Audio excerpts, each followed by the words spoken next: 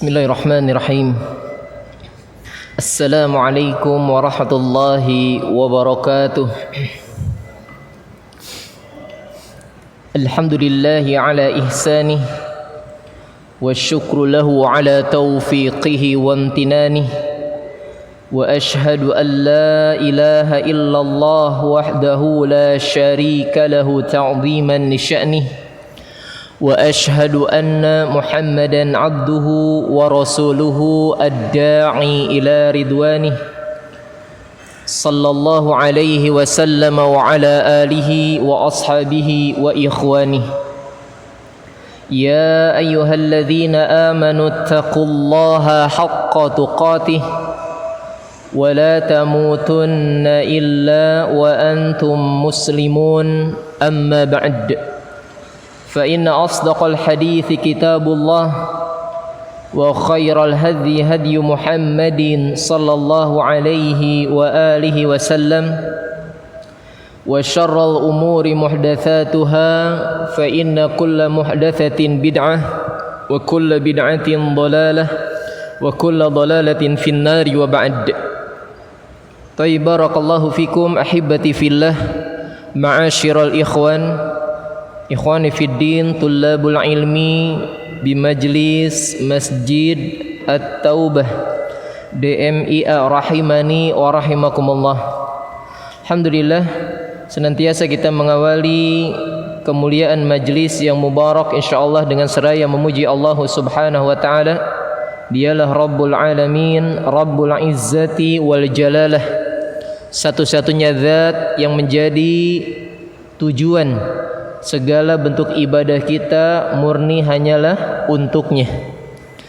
Oleh karenanya Imam Ibnu Qayyim Al-Jauziyah rahimahullah dalam kitab beliau Thariqatul Hijratain, beliau menyebutkan kebutuhan seorang hamba terhadap pemurnian ibadah hanyalah untuk Allah semata jauh lebih dibutuhkan daripada kebutuhan jasad terhadap ruh.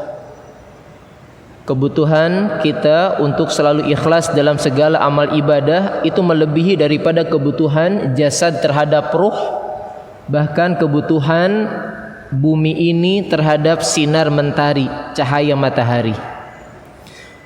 Oleh karena itu semoga Allah Subhanahu wa taala senantiasa menjaga diri kita dan kita terus memperlindungkan diri kita dari berbagai bentuk kesyirikan, baik yang diketahui dan kita memohon ampunan terhadap segala bentuk kesyirikan yang tidak kita ketahui.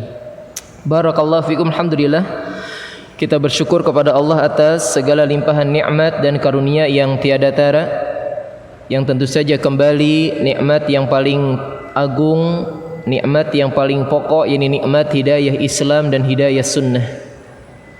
Maka di antara nasihat yang datang dari para ulama, bentuk benarnya bukti kita bersyukur atas nikmat terbesar tersebut, nikmat hidayah Islam, apa kata mereka? Yani kita benar-benar bersungguh-sungguh bersemangat mempelajari urusan agama ini. Bukti benarnya kita bersyukur atas nikmat hidayah Islam apa? Bersungguh-sungguh untuk mempelajari agama ini. Antum bisa lihat di antara faidah dari kitab yang menjadi buah karya ayahanda kita, orang tua kita, Al-Ustadz Al-Fadhil Yazid bin Abdul Qadir Jawaz hafidhahullah dalam kitab Prinsip Dasar Islam.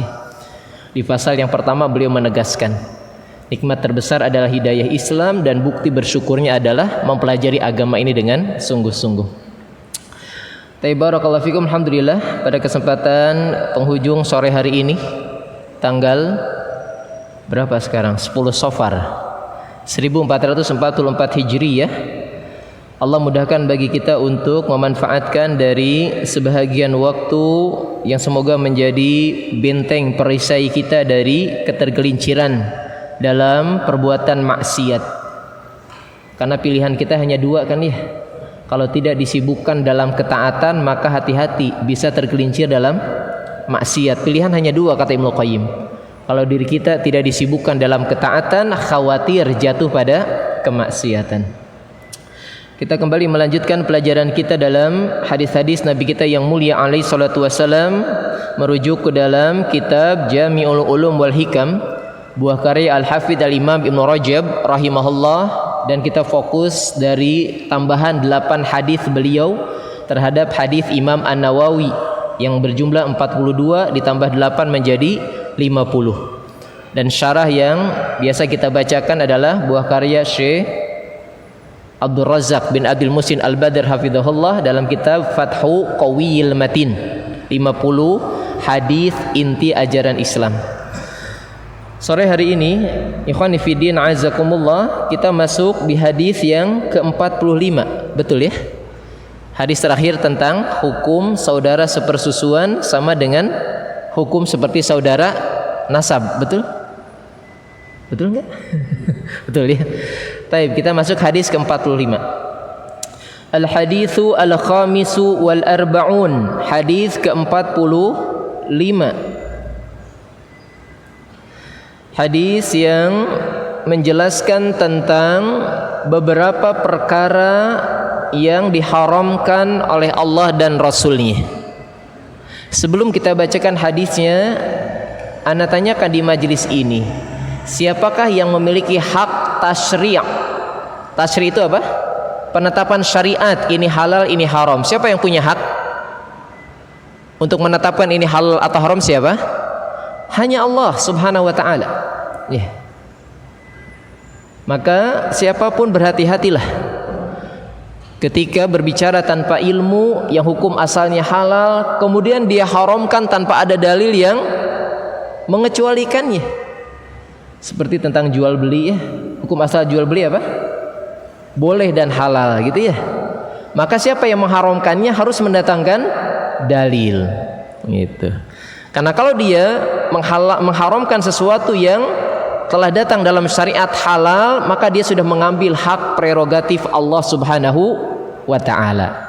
Sama sebaliknya, apa yang telah Allah haramkan kemudian ada yang berani menghalalkan, ini dosa besar. Ya. Tapi maka hadis ke-45 merinci tentang beberapa perkara yang diharamkan oleh Allah dan Rasul-Nya. Kenapa sering disandingkan dan Rasul-Nya? Karena memang kemuliaan Nabi kita alaihi salatu wasallam telah terdapat dalam beberapa dalil nas Al-Quran dan hadis disandingkan dengan Allah. Tapi kalau tetap ditanya siapa yang punya hak untuk menetapkan syariat ini halal ini haram, tetap Allah Subhanahu wa ta'ala, bukan Rasulullah alaihi salatu wasallam. Tapi kemuliaan beliau telah ditinggikan derajatnya, disebut namanya bersanding dengan Allah. Wa rafa'na laka dzikrak. Surat naon eta teh? Al-Insyirah ya. Gitu ya. Dan kami tinggikan bagi engkau penyebutan nama engkau, artinya bersanding dengan Allah Subhanahu wa taala.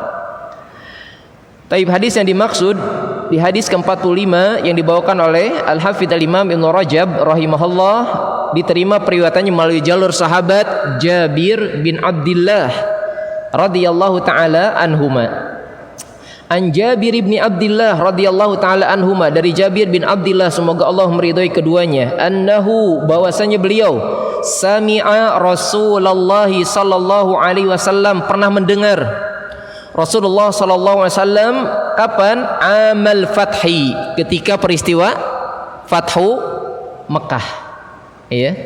Fathu Mekah itu adalah sepenggal kisah perjalanan setelah perjanjian Hudaibiyah di tahun atau di tahun ke-6 Hijriah, yang dianggap oleh sahabat banyak merugikan kaum muslimin gitu ya.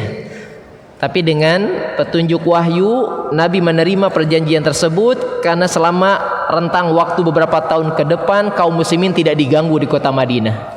Hanya kaum musyrikin minta kalau ada yang dari Mekah ke Madinah dibalikin gitu ya. Kalau yang dari Madinah ke Mekah nggak boleh dibalikin. Memang curang. Sahabat melihat dohirnya ini merugikan.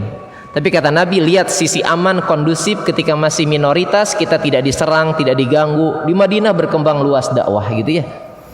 Akhirnya sampai tiba saatnya di tahun ke-8 Hijriah, Nabi bergerak bersama pasukan untuk datang ke kota Mekah ya. Di tahun ke-8 Hijriah di bulan Dzulhijjah, dan terkenal saat itu pun dedengkot ya. Apa dedengkot teh? Apa dedengkot teh? Tokoh ya. Tokoh dari musyrikin Quraisy yang masih musuh Nabi, yakni Abu Sufyan. Akhirnya masuk Islam. Ya. Dan Nabi memuliakan siapa yang memasuki Masjidil Haram Kemudian atas usul Umar, Abu Sufyan punya pengaruh nama di kalangan mereka. Maka Nabi pun mengatakan siapa yang masuk ke rumah Abu Sufyan maka aman, gitu ya. Jadi Jabir bin Abdullah sebagai periwayat hadis ini mendengar hadis ini dari Nabi SAW pada saat Fathu Mekah. Muncul pertanyaan dari para ulama, apakah keterangan hadis, matan isi hadis yang mengharamkan beberapa perkara ini sudah disampaikan oleh Nabi sebelum datang hadis yang diriwayatkan oleh Jabir bin Abdullah? Sebagian ulama menyebutkan kemungkinan sudah. Perkara-perkara yang ada dalam hadis ini yang menjadi perkara yang diharamkan oleh Allah sudah dijelaskan oleh Nabi sebelumnya. Hanya Nabi menguatkan di momen Fathu Mekah, yang saat itu akan berbondong-bondong masuk orang-orang kafir musyrikin Quraisy, yang kemudian langsung Nabi ingatkan kalau masuk Islam jauhi perkara yang diharamkan ini. Dan ana lebih condong dengan pendapat ulama yang menyebutkan perkara yang diharamkan ini sudah datang keterangannya dalam nas-nas dalil sebelumnya. Hanya Nabi, apa bahasa kita, takwiyah, reinforcement, menguatkan kembali. Karena ada momen ada yang akan masuk Islam yang baru, kafir musyrikin di peristiwa Fathu Mekah, maka Nabi kembali menegaskan hadis ini dan didengarlah oleh Jabir bin Abdullah ya. Yaqulu, beliau sallallahu alaihi wasallam bersabda pada saat peristiwa Fathu Makkah tersebut, innallaha wa rasulahu harrama, sesungguhnya Allah subhanahu wa ta'ala dan rasulnya telah mengharamkan. Yang paham bahasa Arab, ketika kalau antum ada lafaz bahasa Arabnya, ada hadisnya, itu harramanya menunjukkan orang ketiga tapi tunggal, padahal subjeknya, fa'ilnya Allah dan rasul itu dua ya. Harusnya harrama gitu ya, panjang maknya, bukan huwa lagi tapi huma. Fi'lul madhi lil mukhatab al mutsanna, kata ganti lampau past tense untuk orang kedua, untuk orang ketiga yang jumlahnya dua orang, huma gitu. Kenapa di sini harrama? Ya Ibnu Rajab menjelaskan sedikit dari sisi gramatikalnya ya. Beliau menyebutkan yang menyampaikan hadis tersebut, yang menyampaikan keterangan itu adalah Rasulullah. Berarti kalau Rasulullah satu harrama, tapi tetap yang punya hak prioritas untuk hak prerogatif untuk menetapkan syariat halal atau haram siapa? Allah. Jadi sebutnya satu harrama. Namun dalam riwayat yang lain ada yang menyebutkan mimnya dipanjangkan, innallaha wa rasulahu harrama, gitu ya. Sesungguhnya Allah dan Rasulnya mengharamkan. Apa yang diharamkan? Bai'al khamri wal maitah wal khinzir wal asnam. 4 dalam hadis ini. Tapi 4 laisa litahsir, bukan pembatasan ngan opat tungkul yang diharamkan ya. Tapi Nabi memprioritaskan di saat Fathu Mekah, hendaknya kaum muslimin yang baru masuk Islam dibentengi dari perkara-perkara yang haram tersebut, 4 hal ini. Kenapa? Kata Ibnu Rajab, karena ada tabiat, kebiasaan kafir musyrikin melakukan hal-hal yang diharamkan dalam koridor Islam berkisar 4 ini. Apa itu? Yang pertama khamr. Jelas ya, khamr, tukang mabok, miras, santika ya, miras lah begitu ya. Nanti tentang khamr ada di hadis ke-46-nya berikutnya dijelaskan tentang semua khamr ya. Yang kedua maitah, bangkai. Yang ketiga khinzir, babi, pig ya.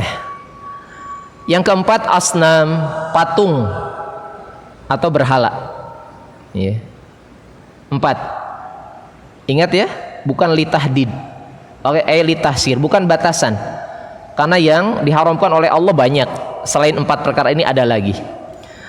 Faqila, maka ditanyakan kepada beliau sallallahu alaihi wasallam, ya Rasulullah, wahai Rasulullah, ara'aita syuhumul maitah fa innahu yutla bihas sufun wa yudhinu bihal julud wa yustasbihu biha annas. Para sahabat, ada sahabat yang bertanya, yang membuktikan atau menunjukkan perkara yang diharamkan oleh Nabi ditegaskan dalam Fathu Mekah menjadi kebiasaan perilaku bangsa Arab, karena disebutkan dalam 3 hal ini itu menjadi perbuatan dari orang-orang kafir musyrikin jahiliyah. Ya. Apa pertanyaan dari sahabat ini? Wahai Rasulullah, bagaimana menurutmu tentang lemak bangkai? Lemak bangkai. Kenapa? Karena dia bisa dimanfaatkan untuk satu, melapisi. Apa bahasa kita? Pernis gitu ya? Apa sih kalau bikin perahu dilapis lagi itu? Ah, itulah pokoknya namanya ya. Ketika dicat gitu ya, perahu dilapisin lagi biar anti bocor gitu ya. Kemudian juga dia bisa dipakai untuk menyamak kulit. Minyak bangkai atau lemak bangkai ini. Dan yang ketiga bisa digunakan untuk minyak lampu ya. Lampu tempel bahasa kita mah. Lampu apa sih namanya? Ya begitu, Hah? Nah, itulah nama yang pakai ya bawahnya minyak gitu ya, biar terus apinya nyala gitu ya. Maka mendengar pertanyaan tersebut, ini membuktikan bangsa Arab jahiliyah memanfaatkan tuh bagian dari bangkai tersebut. Berarti bisa bernilai produktif, menghasilkan fulus dari sesuatu yang diharamkan tersebut ya. Qal, menjawab pertanyaan sahabat tersebut, Nabi bersabda, la huwa haram. Tidak boleh. Pemanfaatan untuk yang tadi tiga pun haram. Thumma qala Rasulullah sallallahu alaihi wasallam, kemudian Rasulullah sallallahu alaihi wasallam bersabda, inda dzalika, setelah mendengar pertanyaan dan dijawab oleh beliau, qatalallahul yahud. Allah Subhanahu wa taala membinasakan bangsa Yahudi. Kenapa? Karena mereka pakarnya hilah. Apa hilah teh? Ngeyel, sureyel, kekeh, peteke, nyari pembenaran untuk melakukan sesuatu yang haram menjadi boleh. Nyari pembenaran tuh mereka. Jago tuh orang Yahudi. Makanya yang terkenal suka ingkar janji Yahudi. Suka hilah, nyari ya cara agar sesuatu yang tadinya haram menjadi halal, itu karakter Yahudi itu. Innallaha harrama alaihimus suhum. Kenapa Nabi menyatakan Allah membinasakan orang Yahudi? Allah telah mengharamkan atas mereka lemak bangkai.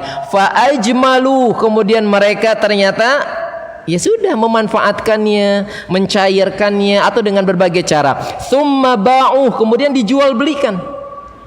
Diperjualbelikan. Jadi bahan komoditi perniagaan. Fa'akalu thamanah, maka mereka pun memakan upah hasil jual beli itu. Hadis ini pun menunjukkan nanti ada kaidah, sesuatu yang Allah haramkan maka hasil dari jual belinya pun haram. Ya, ada kaidah itu. Sesuatu yang Allah haramkan maka hasil upah ataupun yang berkaitan dengan sesuatu yang diharamkan tersebut pun haram. Ya. Taib, kembali identitas dari hadis yang menjadi tambahan Ibnu Rajab, beliau berkata kharrajahu, bukan akhrajahu. Kharrajahu al-Bukhariyu wa Muslimun. Dikeluarkan oleh Al-Imam Al-Bukhari dan Imam Muslim ya, pada sahih keduanya. Taib, barakallahu fikum. Ikhwani fiddin azzakumullah. Jadi itu ya kesempurnaan matan lafaz hadisnya, ana ulangi. Jadi Jabir bin Abdullah, semoga Allah memberi beliau, mendengar Nabi SAW bersabda ketika peristiwa Fathu Makkah, kata beliau sallallahu alaihi wasallam, sungguhnya Allah mengharamkan jual beli khamar, bangkai, babi dan patung. Kemudian ada yang bertanya bagaimana dengan pemanfaatan lemak bangkai dipakai untuk melapisi cat perahu gitu ya, ataupun juga untuk menyamak bangkai. Kalau nyamak bangkai itu ada pembahasan ya dalam fikih ya, bahkan dalam kitabut Thaharah, dalam awal-awal kitab Bulughul Maram itu ada bab tentang atau hadis yang menjelaskan tentang bangkai yang telah disamak ya. Itu lain lagi pembicaraan. Tapi ini dipakai dengan cara menyamaknya itu pakai lemak bangkai tadi. Kemudian juga dijadikan bahan minyak untuk lentera lampu ya. Maka Nabi bersabda tidak, itu pun haram. Kemudian beliau bersabda Allah membinasakan orang Yahudi karena Allah telah mengharamkan bagi mereka lemak bangkai. Kemudian orang Yahudi berbuat hilah, nyari pembenaran untuk bisa memakai yang diharamkan tersebut, kemudian diperjualbelikan dan mereka pun memakan dari hasil jual beli tersebut ya. Berkata Fadilatul Syekh hafizahullah Abdul Razak bin Abdul Muhsin Al-Badr, qauluhu sabda Nabi sallallahu alaihi wasallam, innallaha wa rasulahu harrama. Oh, ini sudah Anda sebutkan tadi ya.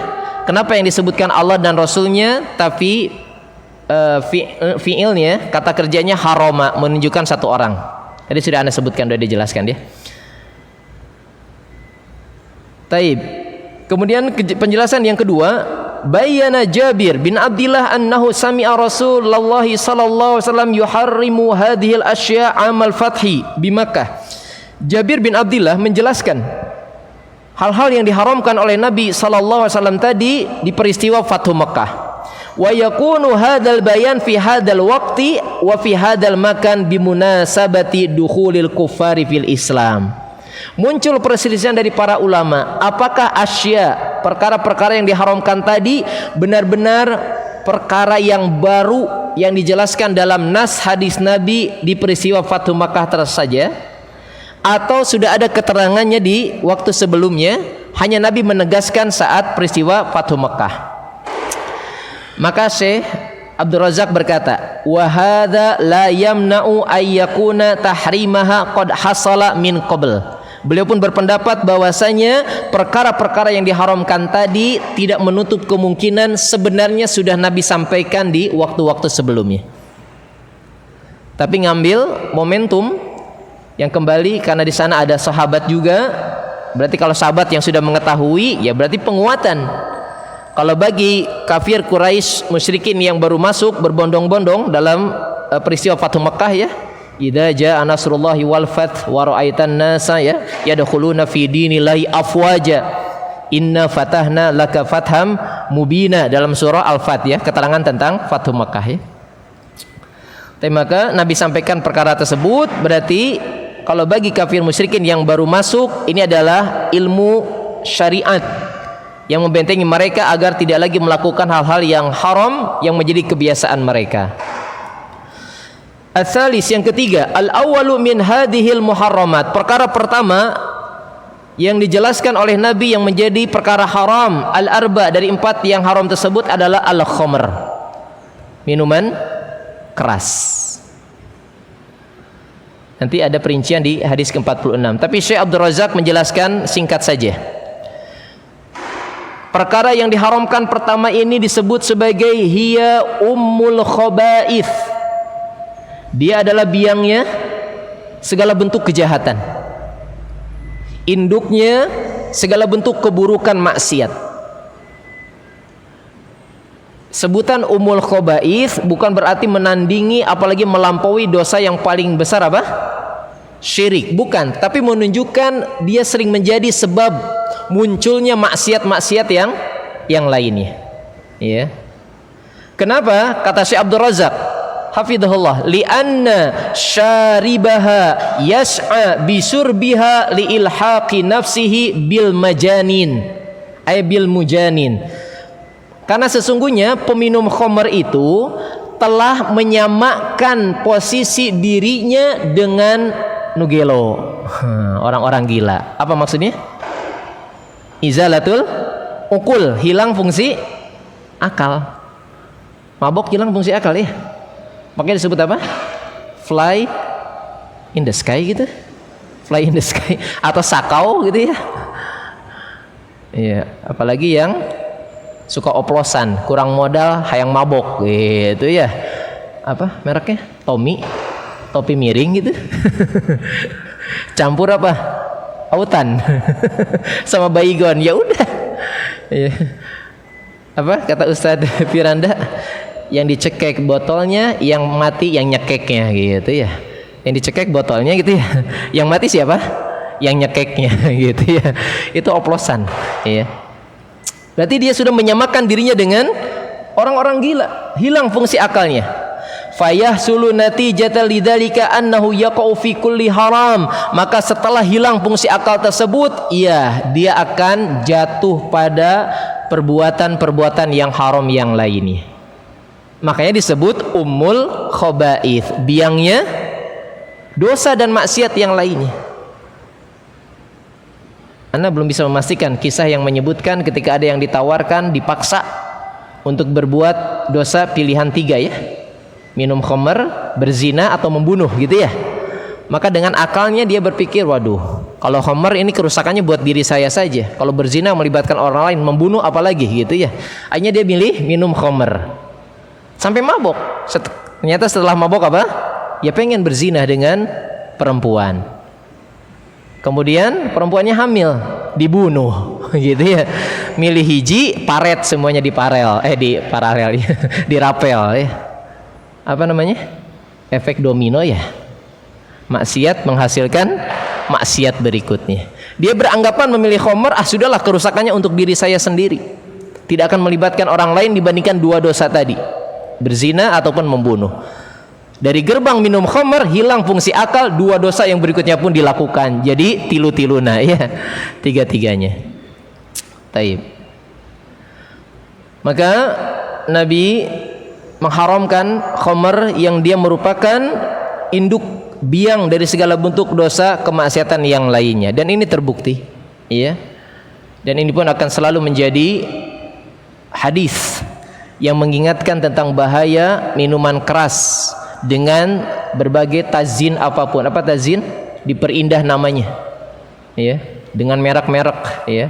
Pokoknya nanti kaidahnya kullu khamrin haramun, setiap yang memabukkan adalah haram. Kullu muskirin khamrun wa kullu khamrin haramun ma kathiruhu haramun fa qaliluhu haramun. Setiap yang memabukkan adalah khamar, setiap khamar adalah haram, apa yang banyaknya haram sedikitnya pun haram ya.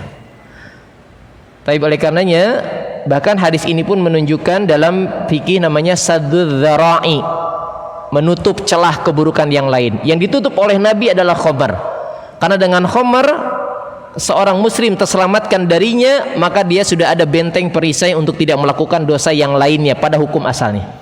Karena masih berfungsi akal sehatnya. Iya. Jadi kita tidak terlalu merinci, Syekh Abdul Razak hanya menyebutkan poin-poin pentingnya.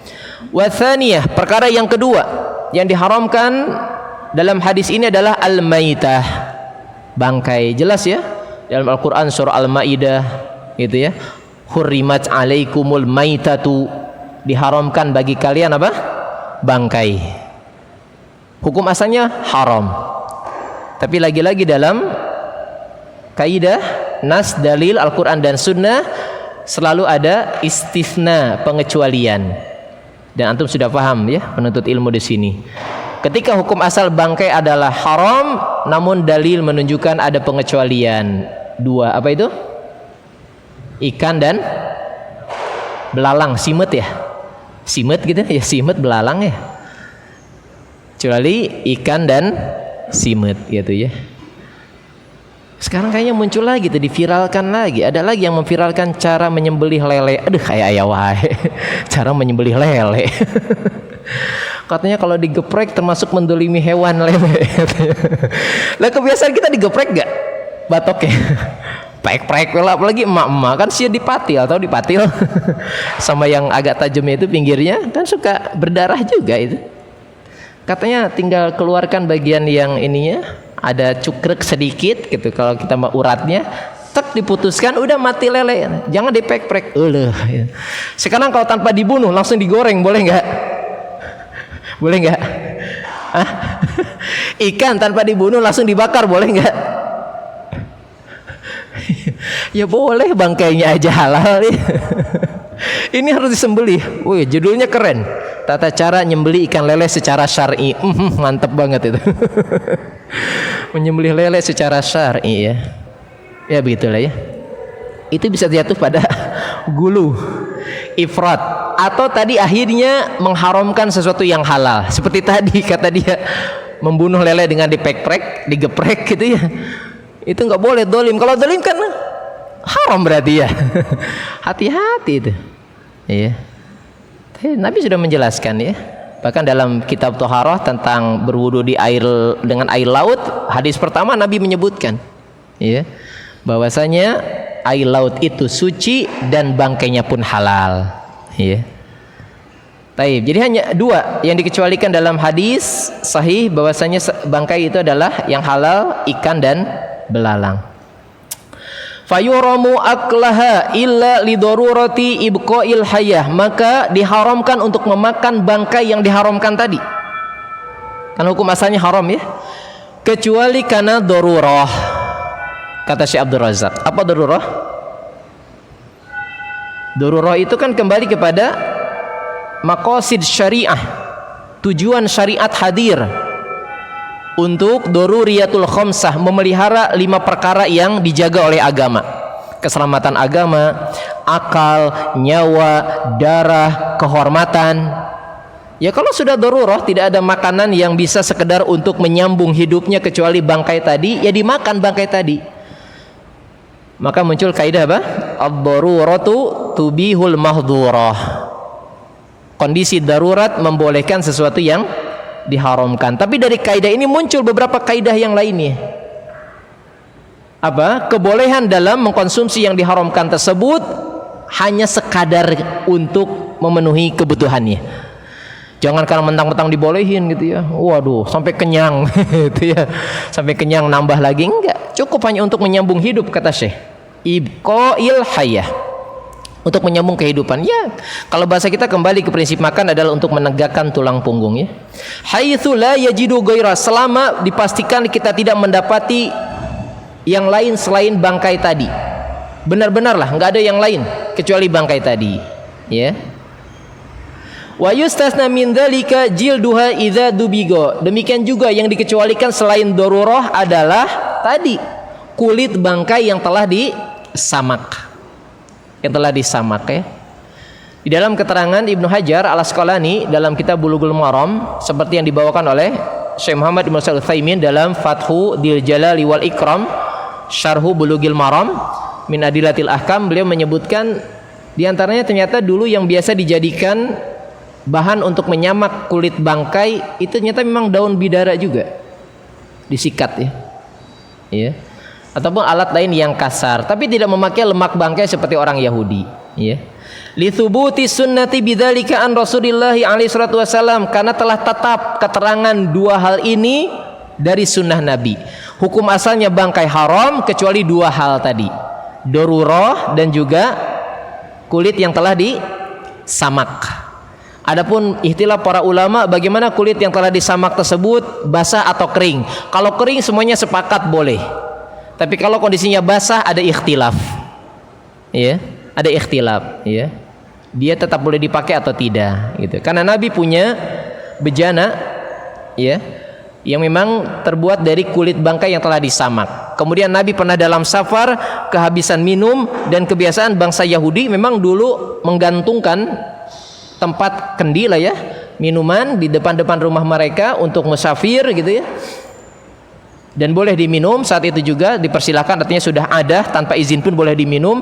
Itu ternyata memang terbuat dari kulit bangkai yang telah disamak. Nabi meminumnya, berarti halal ya. Baik, barakallahu fikum. Ini yang kedua, yang diharamkan apa? Bangkai. Wa tsalitsu, yang ketiga, al khinzir, babi. Fala yajuzu aklahu wala bai'ahu, maka tidak diperbolehkan memakan dan memperjualbelikannya, enggak boleh. Wa kullu ma yuhramu aklahu minad dawab fal maita wal mudzakka minhu sawaun, maka segala yang diharamkan untuk dimakan, itu ya.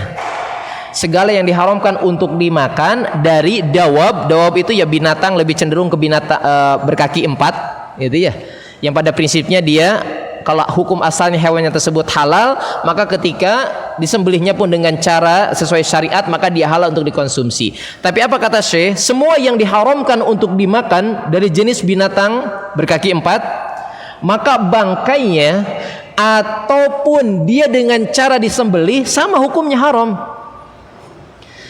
Contoh hukum asal hewannya sudah haram, babi ya, disembelih pakai bismillah. Jadi halal tidak? Ya haram. Ana sudah menjelaskan kalau tidak salah ya, sebab-sebab hewan kenapa jadi haram dikonsumsi. Pertama, karena memang hukum asalnya hewan itu adalah haram, babi, anjing gitu ya, dan binatang-binatang yang lain, tikus gitu, burung gagak gitu ya, binatang buas yang bertaring dan seterusnya. Kemudian bisa jadi binatangnya hukum asalnya halal, tapi dia sudah menjadi bangkai, udah mati. Kambing ditemukan mati meskipun masih segar gitu ya, maka haram. Atau hukum asalnya hewannya halal, tapi disembelihnya tidak dengan cara syariat Islam. Kambing tapi disembelih dengan tidak menyebut nama Allah, apalagi menyebut untuk apa? Tumbal gitu ya, tetap haram. Gitu ya. Atau dalam kitab tauhid disembelih di mana? Di tempat-tempat yang menjadi syiar orang-orang kafir. Enggak boleh itu. Nyembelih sapi, di mana disembelihnya? Menyebutkan bismillah, memutuskan 3 urat gitu ya. Tapi disembelihnya di candi. Hati-hati nih. Iya. Candi ya. Nah, itu dibahas dalam kitab Fathul Majid ya, oleh Syekh Al-Syekh dalam syarah kitab tauhid ya. Hati-hati. Tapi maka hukum asalnya semua yang diharamkan ketika dimakannya sudah diharamkan, baik dia bangkai ataupun disembelih sama hukumnya ya tadi babi. Mau dia jadi bangkai atau disembelih dengan cara syariat ya tetap haram, karena binatang asalnya pun hukumnya adalah dia haram ya. Taib. Kemudian yang keempat yang diharamkan adalah asnam, patung. Fala yajuzu bai'aha wala iktina'uha wala iktina'aha li'annaha suni'at li'ibadatiha bal yajibu tahtimiha wa kasriha. Maka haram untuk memperjualbelikan patung tersebut, memanfaatkannya, karena hukum asal patung tersebut dibuat dulu oleh orang-orang adalah untuk ibadah. Justru kewajiban kita adalah menghancurkannya. Hati-hati. Ya. Wala ba'sa bil intifa'i biha ba'da taksir fil bina'i wa nahwiha. Namun tidak mengapa setelah patung-patung tersebut dihancurkan, jadi apa bahasa kita mah? Apa sih sisa bangunan tuh? Material apa? Puing ya. Kemudian akhirnya dimanfaatkan untuk kembali membuat bangunan. Bisa jadi, ada kan ya? Yang untuk hiasan rumah dari puing-puing ada? Bisa lah ya. Tembok dari puing-puing gitu ya, dikreasikan gitu ya. Bisa. Kemudian misalkan pijakan di halaman dari puing-puing, dipakai lagi tuh dari puing-puing yang tadinya patung dihancurkan, kemudian puing-puingnya dipakai lagi untuk membangun. Di annaha lam tabiq asnaman, karena kalau sudah dihancurkan tadi dan kemudian dimanfaatkan untuk bagian dari bangunan, bahan material lagi gitu ya, maka dia sudah hilang fungsinya sebagai patung tadi. Iya. Syekh Utsaimin pernah ditanya, bagaimana dengan pernak-pernik merchandise? Gitu. Kata beliau, hukum asalnya pun tidak boleh. Nggak boleh. Nggak usah lah beli oleh-oleh yang apa sih, gantungan gitu ya. Anda pernah ya, karena memang ada tetangga yang sering pulang pergi ke Bali ya, namanya juga Nyoman. Nyoman ya, karena satu tim bulu tangkis dulu gitu, pernah ngasih patung. Duh punten Pak Nyoman, saya nggak bisa nerima souvenir ini gitu ya, silakan kalau diberikan yang lain atau saya terima tapi nanti saya hancurkan gitu ya. Oh nggak boleh ya Pak Ustadz, punten ya, dia minta maaf gitu, nggak boleh dalam hukum Islam gitu ya. Nggak tahu lah dia kasihkan ke siapa gitu ya. Tapi maka ibadillah azakumullah, tidak boleh hukum asalnya. Ya, hindarkanlah perkara-perkara tersebut. Ya, Ustadz, bentuknya souvenirnya bukan seperti patung berhala yang biasa dipakai ibadah, Ustadz, tapi karakter apa sekarang? Kartun gitu ya, atau apalah pokoknya. Kapten Amerika, apalah, gitu ya. Tetap sebaiknya dihindari. Ya, ikhtiyat, kehati-hatian kita pada perkara yang diharamkan ya. Baik, kemudian penjelasan Syekh tentang sabda Nabi alaihi wasallam ketika Allah membinasakan orang-orang Yahudi. Karena Allah telah mengharamkan lemak bangkai tersebut, justru mereka merekayasa tadi hilah jamaknya hiyal. Gitu ya. Hilah itu tadilah nyari pembenaran. Karena orang Yahudi ternyata memanfaatkan lemak bangkai tapi dengan cara diolah gitu ya, tidak murni lagi dalam bentuk lemak bangkai, kemudian dijual dan bisa menghasilkan dan dimakan hasil jual belinya itu ya. Apa kata Syekh Hafidhullah? Hada min hiyalil Yahud. Ini termasuk salah satu dari hilahnya bangsa Yahudi, rekayasa. Ya. Fa innallaha lamma harama alaihimus syuhuma ajmaluha. Kenapa? Karena sungguhnya Allah tatkala telah mengharamkan bagi mereka lemak bangkai tersebut, ya mereka merekayasa. Bukan lagi dalam bentuk lemak bangkai ya, tapi diproses, diolah sedemikian rupa menjadi produk dan kemudian dijual belikan. Wa akalu athmanaha, dan mereka pun memakan dari hasil jual beli tersebut ya. Wallahu idza harrama syai'an harrama thamanah. Maka ketika Allah mengharamkan sesuatu, Allah pun mengharamkan hasil jual belinya. Ya. Ketika Allah mengharamkan sesuatu, maka Allah mengharamkan jual belinya ya. Ini ada hadisnya dalam Musnad Imam Ahmad ya. Tentang kaidah tadi. Dinyatakan hadis ini sahih oleh Syekh Al-Arnaut. Dalam lafaz Musnad Imam Ahmad disebutkan wa innallaha azza wa jalla idza harrama akla syai'in harrama thamanah. Sesungguhnya Allah Subhanahu wa taala tatkala mengharamkan memakan sesuatu, maka Allah pun melarang upah hasil penjualannya. Ini sudah jelas hadisnya ya. Maka saya pun menukilkan keterangan tersebut. Taib, terakhir kita masuk dalam faidah hadis ini. Berkata Syekh Hafizahullah, mimma yustafadu minal hadis, di antara pelajaran yang bisa diambil dari hadis ini. Al-awwal, yang pertama, bayanu tahrimin nabiyyi alaihi salatu wassalam hadhil umuril arba'ati. Hadis ini menjelaskan pengharaman dari Nabi alaihi salatu wassalam terhadap 4 perkara ini. Jelas keharamannya. Iya. Berarti hadis ini mengandung penjelasan pengharaman tentang 4 perkara tadi. Apa saja tadi? Khamar, bangkai, babi, kemudian patung. Ya, 4. Ats-tsaniyu, yang kedua, bayanun Nabi sallallahu alaihi wasallam hadza tahrimi bi Makkah amal fathi liyubadiral ladzina aslamu ilal imtina'i min hadhil arba'ati intifa'an wa bai'an. Pelajaran yang kedua, Nabi sallallahu alaihi wasallam menjelaskan pengharaman perkara ini pada peristiwa Fathu Mekah,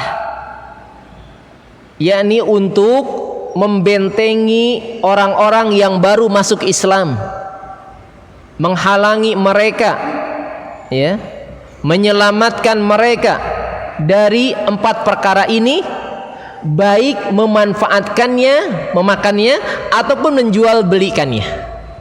Jadi Nabi ingin sudah mengajarkan kepada orang-orang yang baru masuk Islam agar selamat dari 4 perkara ini, baik ya kalau tadi ada yang langsung bisa dimakan gitu ya, ataupun memperjualbelikannya. Hasil jual belinya pun adalah haram, karena bisa jadi mata pencaharian untuk orang-orang yang berbuat hilah tadi ya, rekayasa tadi.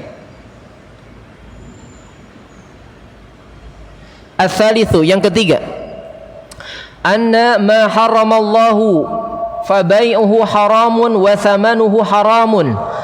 Bahwasanya apa yang telah Allah haramkan, maka jual belinya adalah haram dan hasil penjualannya pun haram. Bismillahirrahmanirrahim. Salatu wassalamu ala Rasulillah wa ba'd. Barakallahu fikum ikhwani fi din, azakumullah. Kita sempurnakan seluruh faidah dari hadis ini. Tadi yang ketiga, sesungguhnya segala perkara yang Allah haramkan, maka untuk jual beli pun haram dan hasil upah penjualannya pun haram ya. Ar-rabi, yang keempat, tahrimul hiyal allati yutawassalu biha ila istihlal ma haramallah. Pengharaman tentang perbuatan hilah, rekayasa tadi ya, yang dengan sebab rekayasa seolah-olah sesuatu yang haram tadi menjadi halal.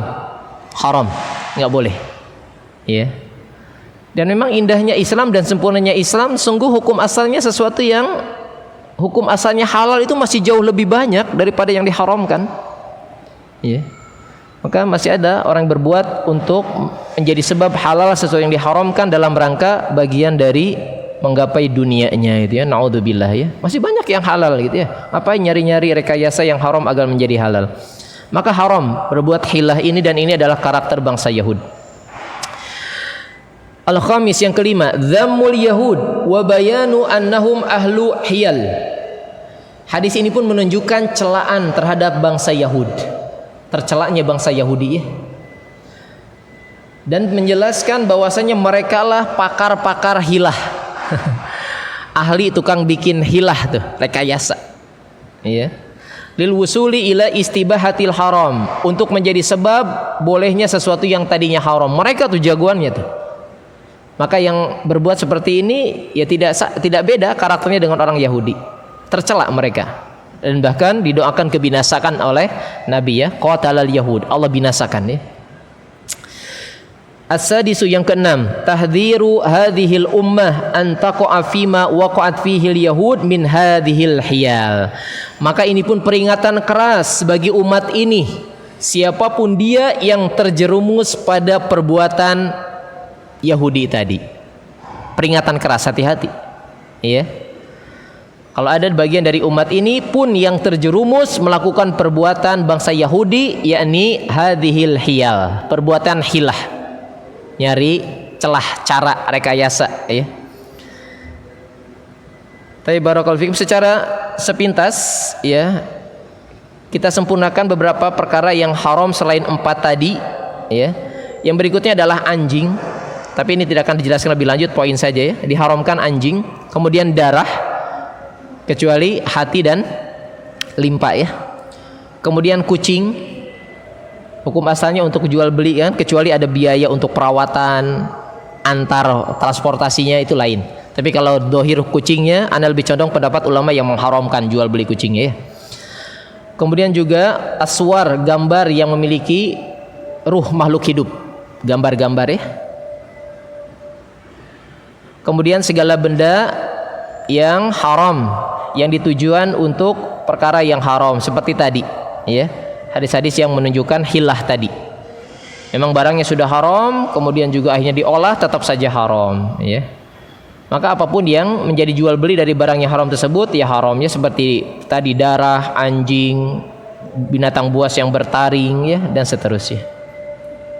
Wallahu ta'ala alam bisawab. Barakallahu fikum, demikian yang bisa ana sempurnakan dari faidah hadis kita di kajian lepas kerja sore hari ini. Karena tadi informasinya maghrib selesai. Kalau masih ada waktu sampai jeda iqamah, ada pertanyaan dipersilahkan. Falyatafadhal mashkuran. Barakallahu fikum.